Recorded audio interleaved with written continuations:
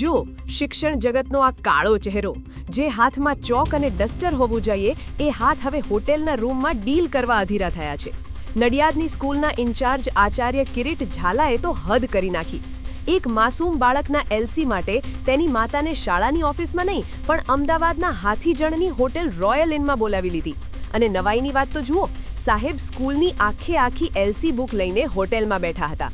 જાણે સ્કૂલ હવે હોટેલમાંથી ચાલતી હોય એમ લંપટ લીલા આદરી હતી. પણ પાપ છાપરે ચડીને પોકાર્યું અને આચાર્ય સાહેબ રંગે હાથ ઝડપાઈ ગયા. હવે વટવા જીઆઈડીસી પોલીસ સ્ટેશનમાં સાહેબના અસલી ક્લાસ લેવાઈ રહ્યા છે. આવા ગુરુઓ પર તો ફિટકાર છે. देखो प्रिंसिपल बनाया किसने? होटलों में बहनों को तू ले लेके आता है, बहनों के साथ गलत करता है. तुम सालों को प्रिंसिपल बनाता कौन है? कौन सी सरकार है? कहाँ जेल लगा के बनते हो तुम लोग? जितने भी प्रिंसिपल बनाने में तेरे हाथ है ना, जिन के उन सबको सस्पेंड कराएंगे हम. થોડી દાડાથી રિક્વેસ્ટ કરી ત્યાં મને હોટલના પગથિયા ચડાઈ દીધા. થોડી રિક્વેસ્ટ ખાલી. सटी की पूरी डायरी लेके आया है ये भाई कि अगर तू होटल में चलेगी ना तब जाके सटी दूंगा. પૈસા તારા જેવા શિક્ષકની જરૂર નહીં, મારા જેવી કેટલી લાજર કરી રહ્યો છે.